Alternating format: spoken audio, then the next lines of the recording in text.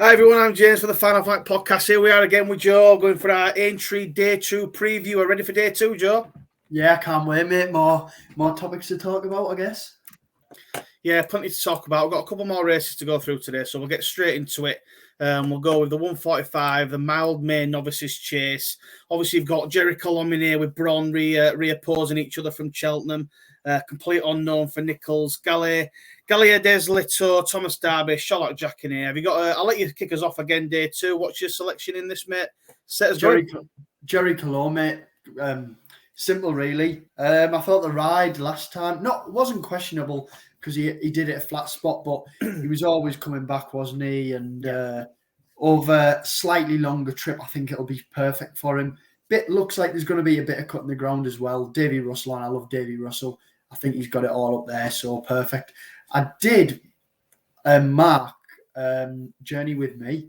I thought this had brought out a lot of improvement. I'd written him off. He obviously had a high reputation coming out of bumpers and coming into his his graded runs, and he disappointed a bit and stepping up into trip, going over the bigger obstacles. He looked like a serious horse. So I was quite interested in that one, and obviously beating Flamebearer this year looks some good solid form. But no, I'll definitely take Jerry Colom now, mate. Yeah, I completely agree with everything you've said there, to be fair. I think that out of the two Gordon Elliott horses, I think one of them would obviously going to be a short price favourite once one of the other ones pulled out. And obviously Jerry Colom's going to go here. I am going to take him on at evens. I think it is a very short price. Obviously, he has got a few jumping mistakes in him. You know, he probably will improve from Cheltenham, but it was quite an hard race trying to stay on to win that. I know he only just got denied, but yeah, just something about him. He's just got the odd little error in him, and I'm just going to try and take him on. I don't think Bron's right, Cop. I can't see Bron repeating. I know it was a decent-ish performance behind them two at Cheltenham, but I can't really see him repeating that for some reason. I've just not really taken to him. And the few at a bigger price, I'm not too fussed at. The one I've landed on is the Nichols runner, Complete Unknown, and I'm going to take a little bit of a muggy 2 place each way at 6-1 with him. Cobden's on board. I always think that Nichols always does seem to do well at Aintree. Obviously, there's the whole, he don't really do that well at Cheltenham. I know he did pretty well this year with a couple of winners, but I think he always sort of tries to target Aintree, and I think this guy looked pretty decent. He's had a couple of good impressive victories. Last time out at Kempton, he has gone up £10 for that, but it was about 14 length victory. He just looked so comfortable, and I thought the step up in trip and the step up in grade, I think he's just going to thrive. So I think evens for Jerry Colom is quite short. So I am going to take him on with Complete Unknown and give him a little chance at an each way. I do think he'll probably come second, so it's a bit of an each way play for nothing for myself. So that's where I've sort of landed, and hoping Nichols can get off to a flying start on Day 2. Yeah, to be fair, just a quick one. I did look at that one, and I've just got it up here on my phone. Over 3 mile at Perth, 2022. So obviously last season, I know. But over 3 mile, he come 2 lengths behind Marla Mission, who was looking to win at Cheltenham. Which is solid form. And then he looks like he has gone over shorter trips. So this one, like you say, could play into his hands. I definitely wouldn't put you off an each way bet, do you know? Well, that's what I mean. He sort of won over 2 mile 4 last time out, but he has form over 3 mile. That's not too bad. So I do think, it's not... It's sort of when it becomes it goes well on the ground. I think the ground will suit him. He don't mind soft ground, and I just think the way he won last time out. I just think obviously stepping up in grade, you want to step up in trip. I just think it'll sort of suit him, and I think he's got a good chance of at least coming second, which will still be profit money on the bet. And if he manages to, if Jerry Colom makes the error or two that he might do, then that's when I'm hoping he might do a little bit of a real whacker and just nick it, something like that. I'm thinking, but like I say, we'll see. Yeah. Right, the next race is we're going to go to the 255, the top Novices Hurdle. Now I've already backed one in this, and I have backed at 5-1. It has now been backed into favourite, and I'm going to take Found a 50 in this one. I don't know if you've got the same sort of selection, but again, Davy Russell, Gordon Elliott. He could have a pretty decent day too. He's got some good runners as Gordon Elliott, but you've obviously got the likes of In the Pocket, Lucia in here. So it does look quite a tight race, but I'm going to take Found a 50. He was second behind Corbett's Cross. He sort of missed Cheltenham, so he comes into this fresh. David Russell again. He knows his way around nature. He knows how to win. And I did have an each way price. Obviously, I think the price has sort of contracted a little bit. So he's around 7-2, 4-1. If you've got 4-1, I'd probably still go each way. I know it's a little bit like, under 5-1, but you're still going to get most of your money back if you don't win. But I fancy him to go close. I like the fresh angle coming into Aintree, like I said before on day one. So I'm fancying this one. In the Pocket and Lucia both sort of bombed out. I know Lucia were really keen and she might bounce back. She gets weight, obviously, but I think I'm going to go with Founder 50, mate. So what's your thoughts on this race?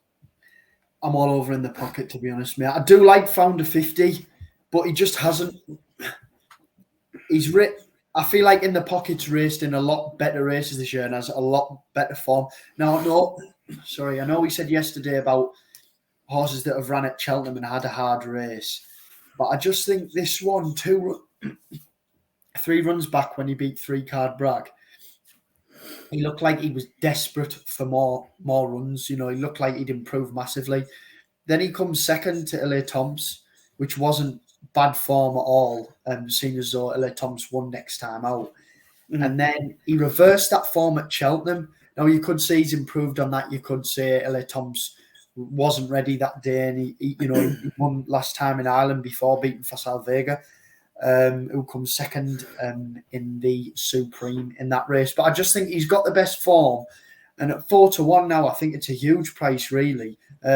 Like I say, I have rated this horse, and I think this, I just feel like this race it's not the strongest. I wouldn't really back Lucia at all. Tamura's bombed out. There's a lot in here, and I'd probably say, definitely say the top 2 in the market. I think it's going to be between them because I know it's hard to write horses off, but I don't think there's much in this one, to be fair, mate. Yeah, I think a few in here are probably going to end up being maybe decent sort of handicappers. Your likes of, Strong Leader and Rare Edition for Ollie Murphy. Strong Leader for Ollie Murphy was sort of touted as a good horse. Rare Edition, Pembroke, these sort of horses, I think they're just going to be sort of decent handicappers in the end. But, just one last point on sort of Founder 50, that race against Corbett's Cross has obviously come down to about a length, and they pulled 16 lengths clear of the third in a grade 2. So obviously the step up to this grade 1, I think, is definitely worth a try. Obviously, it was an each way price. If you can get about 4-1, I'd be taking each way on that all day long, to be honest. But I do think, like you say, in the Pocket probably is the big danger. Rachel Blackmar on. We know how good this horse can be. The Supreme was probably just a little bit too short for him. Just a little bit too. I don't know. I don't know what I'm trying to say, to be honest, but I think the Ballymore was the race for him. Whether he'll get 2 mile here, I don't know. I don't know if 2 miles is a bit too short, is what I'm trying to say. So that's probably why I've gone for sort of Founder 50. But like I say, it's good. We've got the top 2 in the market then, and we'll see which one comes out on top. Probably the chain now, we've said them too. Yeah. Right, the next race, the 3:30, the Melling Chase. A decent looking race. Take us away. What's your thoughts, mate? Mate, this is a strange one because, like we discussed there, Paul Nicholls has had 2 Brave Man's Game taken out, hasn't he? Well, he was taken out of the bowl for day 1, actually. Yeah, Brave Man's Game. So yeah, that was to do with trainer, wasn't it? No, it's to do with the owners. They're obviously having something to do with the owners. I can't remember what it was, but there's a big investigation over it, and there's been legislation put on them. So the BHA pulled Brave Man's Game out of the bowl against the likes of Shishkin and Aplutard. So there'll be a big rule for if we haven't got any post on the big price on Aplutard, but we'll see. So I did like Hitman. I know Cobden's gone and picked Dore, but I just feel like I know he won convincingly and then got pulled up, which he didn't look himself. He went to Cheltenham and finishing 3 lengths behind Shishkin, who is now favourite for the race tomorrow. Looks decent enough form. And then the second Azanza isn't too bad either. I just think at the price now at 5-1, you could say he hasn't been his best and he hasn't hit up to the heights he was supposed to hit. But you look at his form and it's 2-1 pulled up, which wasn't himself, 2-3. So he hasn't really been out the frame there. I think you're getting a solid bet for your money. And here, like I say again, I think if it's anyone that's running into a place, it's going to be Hitman. And there's not a massive field here, and you're getting 3 places. So I'd probably say the value is Hitman. Yeah, I can see that angle. I mean, obviously, I mentioned Hitman for the race at Cheltenham on the podcast when we did the Cheltenham preview at a decent price. And to be honest, I thought he was coming to win that race. He looked like he was travelling all over him, Envy and that. But I don't know. The question I've got is, does he stay 2 mile 4? Because he seems to travel into it like a dream and then just find absolutely nothing off the bridle. I understand he's sort of got that forming behind Shishkin, but I mean, for me, my selection is I'm going to go for Pick Doherty. I think the fact that Cobden's picked him over Hitman, to me, tells me all I need to know. Pick Doherty can just stay a little bit further. He obviously was second behind Shishkin last time. I know it was I think it was 16 lengths. 16 lengths. Yeah, 16 lengths in front, but he's got the beating of Fakir Dudery, so I can't have him. I'm happy to finally think that this is the chance. It's probably the best chance Pick Doherty's going to have of winning a Grade 1. You know, he sort of won. He wins Grade 2s easy. He steps up to Grade 1 and he don't quite cut it. But I think the horses he's going against today, it probably is on paper a pretty poor Grade 1. So I think it's just Grade 1 by name only. So I think this is the chance he is to win. And I think he does stay a little bit further than this. So I think Aintree will suit. You know, he's a bit of a flat track type horse. You know, he wins at Kempton and things like that. So I think Aintree will suit him. So I'm going to go with Cobden's pick and go with Pick Doherty, I think. Yeah. It was that angle for me that you mentioned there when you said Pick Doherty's, had the beating of Fakir Dudery, and I know Hitman and Pick Doherty, they're both different. And Ascot, when Pick Doherty got beat by Shishkin, he looked like a complete different horse there compared to Shishkin at Cheltenham, the one that made loads of mistakes. But the 3 lengths difference compared to the 17, I just think 5-1. I know if Cobden had chose Hitman, you'd have probably seen a complete different market here. But I just think at 5-1, it's a great price for me. Anyway, I think if he jumps and he gets round, he won't be out the first 3. Yeah, I agree. I think it's going to be a good race. Like I say, it's probably not a Grade 1 it's not much of a Grade 1 on paper. So I think it's one of these won't need to sort of improve too much to win this. So we'll see which one comes out on top. It's should be a nice little tight race. Right, the next race, we're going to do the Topham Handicap Chase, the big handicap on the day, the 405. I'm just getting my notes up here, but have you got anything in this, Joe? Have you had a look at the Topham? Do you know what I have, mate? And it's not a race I'm going to real stab into tomorrow. You'll probably see very soon my nap comes in the next race. So I've sort of left everything for the nap, really. I know you're a big fan of the handicaps and you've had you had a lot of close shouts at Cheltenham. Biker, name them all, but no, it's not one that I've really sort of dug into yet. What about you, mate? What are you thinking? Yeah, I do have a selection in this, and it's one that we have tipped up on the Twitter tips before, and it's one that I feel has been quite unlucky before. And I'll go through his form and then I'll say who it is. But he run over this distance 2 mile 5 at Leopardstown in a handicap where he was brought down, where it looked like to me was travelling really well. He was sort of jumping pretty well, travelling well. It was won by Lieutenant Command in the end, but I really thought he was going to come win this selection, and I was on him at a decent price. I was thinking, he's coming all day long to win, but he just got brought down unfortunately by a faller in front. He then stepped down in trip over at Thurles. This was in a Grade 3, and he actually comes second to Flamebearer, who obviously, as we know, has franked that form, winning over the weekend at Fairy House. So that was quite impressive. And I thought he was sort of 13 lengths back, but that sort of form is what you sort of want to look at. Obviously, it's a shorter trip. He stepped down to 2 mile 2. It wouldn't have suited, but he still stayed on to finish second, obviously, behind a good horse in Flamebearer. He now steps back up in trip to the 2 mile 5 trip. So I think he's sort of been set up for this race. And I think you can get sort of around 14-1, which I think is a pretty good each way price and handicap. Is there another? Sorry to interrupt. Is there another podcast named after this? Potentially, yes. If you have guessed correct there. Yes, well done. Nice guess. But yeah, my selection is the Henry de Bromhead runner, Rachel Blackmore on board. And it's an horse called Up in the Ante. and I'm going to take him at 14-1 each way. Like I said, step back up in trip. He's off a mark of 142. He's off quite a low weight, 10 stone 13. I think the more rain that comes, make it a staying test. I think if he jumps around and get clear round, I think he'll be staying on. I think he's got a right chance of winning, to be honest. So my selection for the Topham Handicap Chase is going to be up in the ante, and hopefully this time we'll get paid out. Fingers crossed, mate. Right, mate. Moving on to the last race we'll preview, and it's the Sefton Novices Hurdle. And if you could say you've got a nap in this, I'll let you take the lead. Or do you want me to go first? I'll let you take the lead first, mate. See if we've got the same opinions. I've got a feeling we're going to potentially have the same horse here, so I'm going to see if I can pin you down for it. But I've gone for a horse here. Won't mind the rain. Skip Cheltenham. Has decent form in behind the likes of Goodland, In the Pocket, 3-card Bragg. Did you see that or not? Am I literally reading what you've written down? So basically, identical to what Joe's notes I've got. Fresh, I managed to magically figured out what he's done. The step up in trip here will suit, obviously, and yeah. So I tell you what, I'll let you finish off with my little spiel with the nap. By the way, same selection. I know the people who are listening. We did not discuss this before either. No, we had no conversation before whatsoever. That's just unbelievably two minds working together. Go for it, mate. Let us know your nap. Obviously, the Elliott horses are going well. It's absolute notions, by the way. Elliott horses are going well. I love the fact that Davy Russell's on board.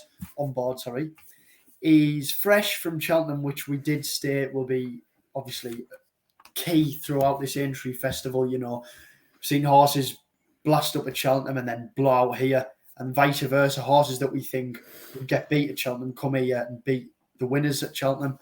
The trip will bring out improvement, 3 mile one. He was actually, if you watch the race against Goodland, he was closest at the finish over 2 miles 6 to Goodland.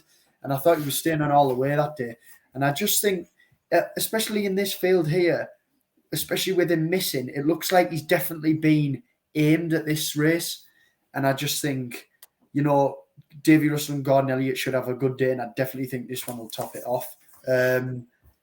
Like I say, I think he stays. I think the trip will bring out massive improvements, and I'm hoping he will get a win and bring the nap home.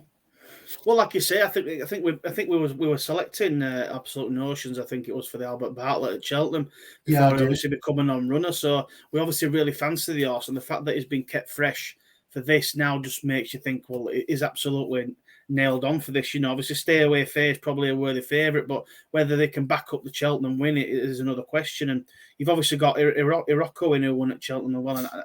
And I'm dead against winners at Cheltenham winning again at the Aintree. So I think Absolute Notions has got an absolutely belting chance of winning this. And I would agree with you there, mate. I think he's a good nap for you there, to be honest. Yeah, especially and when you look, obviously I've got it written down, but I'm just looking there. 2 mile 4, he finished third In the Pocket and 3-card Bragg. I watched that race, and the obviously In the Pocket got a bit lonely. Well, it looked like out in front, and 3-card Bragg closed, but it was Absolute Notions. First run of Grade 2 over 2 mile 4, and then he massively improved. Obviously up to 2 miles 6. You know, a nice gap in between. Beat Sandor Kilgana. You know, I do like that horse, and I know the bubble's sort of bursting, but Grange Clare West looked a good one. There's a few good horses in there. Obviously, Goodland ran well at Cheltenham, and with him missing that, being kept fresh, I just think 7-2 now. I think is a brilliant price, to be fair, and I can see him being a lot shorter. Yeah, I agree. And I think he's going to get backed in on the day. I think I've absolutely no doubt. People will literally stay away fair, I think, because I can't see him backing it up, to be honest. Obviously, he'll be up in the handicap. So, yeah, no, I agree with there on Absolute Notions for the Sefton. Right, we'll finish on. Got anything else to know on the day? Have you got any more runners you've had a look on the card at the other races, mate, that you'd like to mention? Before we go one that caught my eye, mate, and I was just looking in the last race, and Coddy's riding for Ollie Murphy on Go Dante. Now, Ollie Murphy's operating at 25%, and Coddy's operating at 75% strike rate. The horse is 7-1. And he looked like he won well last day in a Class 4. Fourth in a decent sized handicap. the last time. I just think this one here could take a bit of beating. You know, Coddy's staying over, and it looks like it's his only ride of the day, and he's riding one of Ollie Murphy's, which is not likely to see. You know, Coddy's normally loyal, so probably one I'd take note on. And at 7-1, I'd probably have a go each way, especially with him paying 5 places. Yeah, that's not a bad spot, to be honest. You don't often see. Well, you sort of take note of jockeys. I mean, obviously, from one of our tips the other day, when jockeys go to a meeting for one ride, it's normally one to take a little bit of notice of. So that's maybe one to keep an eye on, see what sort of happens with the prices on the day. If he starts getting backed in, you sort of start thinking, well, is that the reason why? Is he there to win? Obviously, they're all there to win, but that seems like a good shout. I've got 2 to mention to finish us off. I've got one in the 220. Obviously the handicap hurdle, and I've got one for the Skeltons, and it's an horse called Playful Saint, currently 12-1. Definitely a good each way price. Obviously, I have a Skelton on board. He was staying on 3rd last time out, every ground over 2 miles. So he's got sort of staying profile, which I like. Coming into this handicap, 4 furlong step up in trip, which I love. I love horses that can sort of stay on over 2, get outpaced, stay on over 2 mile, and they come into a big handicap up in trip. I really like them. Obviously, the more rain that comes, the better, because he'll love the soft ground. I think Marker 135 is winnable, and I just like to say that step up in trip. I think he's got a great chance. We know sort of Skelton's form in the handicaps is decent. They know how to get one. They know how to get one right for it. So Playful Saint at 12-1 is one of my little each way plays in that handicap. And the only other one I've got in the last race, I know you mentioned Coddy's Go Dancy there, but the one I'm going to go for is a horse trained by Charlie Longsdon, and it's an horse called Paramount. And you can get about 10-1 as it stands. So again, another nice each way price. We'll have a decent price on this podcast, don't we, Joe? Yeah, we do. But he's had 2 easy wins at Fakenham and Doncaster. He has gone up £10 for the last win. But this time, sorry, just 1 second. Aidan Coleman was on board. He's gone up £10 for that. But the jockey that comes on today did ride him when he won the race before, and he's a £7 claimer. So obviously negates £7 of that £10 rise. Is that Bradley Roberts? Bradley Roberts is the jockey. Yeah, he's a good young jockey. He knows the horse. He knows how to run this horse, and like I say, finishes his race strongly, which I like that. And he's been a little bit ridden on, and he's stayed on and just gone away powerfully and won easy. And I think them sort of horses I love in these sort of handicaps. Gets half a furlong extra here, so that'll definitely play to his strengths. And I just think he's got a really good chance at an each way price at 10-1 with the £7 claimer. So yeah, that's my only other horse to note at a decent price. Oh, yeah, brilliant. I'd just say for anyone watching, you know, that stuff we look for in sort of handicaps. I know James is the same. Horses which you get to see when you go through the form and stuff, but horses which are staying on, and the race before or the race before that, they've run at a longer distance and won, and then been dropped down again, and then they come up in a handicap. So maybe horses who've dropped in weight or dropped rating wise, you know, ran at tracks that don't suit, distances that don't suit, ground that won't suit, jockeys that, you know, ridden prominently when they want to be sat back. Just little things that you'll obviously, I know we're not professionals, but little things that you'll pick up on, and you know, that obviously that's why we love talking about it and sharing our opinion. Well, that's it, and you'll definitely find, like, when you're sort of going through form and you're looking through races, you sort of find these. You've obviously got to run in sort of 3 maidens before you get an handicap mark, and you'll see a lot of the time a horse where it's maiden 2 mile, maiden 2 mile, maiden 2 mile, gets an handicap mark, handicap debut 2 mile 5, 2 mile 6, 3 mile, whatever. They got a massive step up in trip, and they're always outpaced at big prices, and they're coming to an handicap, and lo and behold, they go and win at a decent price. And you get a lot of them where they do come in a lot of the times. A lot of times, obviously, sometimes they don't. It doesn't always happen like that. But you'll see that more often than not. And that's what we always try and look for. But yeah, it's just about trying to find the little angles. And if you can get a decent price, half at time, it's a bet to nothing. Because obviously, you know, we're not throwing bags and bags of cash on. Because you want to be able to follow it and enjoy it as well. So that's what the aim of the game is, finding those little gems. And hopefully we've managed to do that with our day 2 preview, mate. Yeah, definitely, mate. Like I say, I look forward to, you know, doing tomorrow's now, and obviously I wonder what you have for the big race, the Grand National. It's going to be tasting it, but we'll keep them. There'll be some big priced runner somewhere that's been stepped up in trip. We'll find, I'm sure. I'm sure there'll be something at 100 to 1, but we'll see. Yeah. So we'll finish on the naps and next best. So go ahead with your nap, Joe. What mind you, was your nap? What did you say your nap was? Sorry. Nap was Absolute Notions, mate. Absolute Notions. So I think my nap of the day. Absolute brilliant bet. My nap of the day is going to be up in the ante at 14 to 1 in the Topham Handicap. That's going to be my nap of the day. And your next best? My next best is Hitman each way in the 330, the Marsh Chase. Nice. I'll have Absolute Notions as my next best. I think he's got an absolute cracking chance of winning. Definitely. And I would advise, if you are planning on having a bet, I would probably get on him now, because I think come the day, he will be favourite. Well, I think he's near enough favourite now, but I do think there'll be some money for him in the end. 7-2, I think it's a steal, to be honest. Yeah, I think he'll go off a lot shorter than that. And I'm excited I'm excited to watch day 1 tomorrow and day 2. I can't wait to it. Obviously, we're going to have our day 3 and the Grand National itself preview. That's going to drop tomorrow night, similar time to this. We can't wait to get stuck into that. And obviously, I'll finish on the usual, like and subscribe, follow us on Twitter, TikTok. We're on there for a bit of fun. We're on Spotify as well if you like to have a listen in the car and things like that. But like I say, if you're watching the podcast, do drop us a comment. Do drop us a comment on Twitter and things like that. We do like to go back and forth and hear other people's opinion, because at the end of the day, racing's all about a game of opinion, and it's great to talk to anyone else, and that's why we love it, isn't it, Joe? Yeah, 100%, mate. Like you say, it's discussions, isn't it? And I think everyone will admit as well, if you've done it, there's no better feeling than predicting a race or saying your opinions, and it happens, and you've just got to listen to other people, because everyone has their opinions, and sometimes you're right and sometimes you can get it horrendously wrong. But yeah, like you say, keep listening, keep interacting. We're loving it at the minute, aren't we, mate? And fingers crossed we'll be getting some winners for you. I mean, am I right in saying the tips or / points will be going up in the morning? Yeah, so what we'll do is we're going to put our day 1 selections.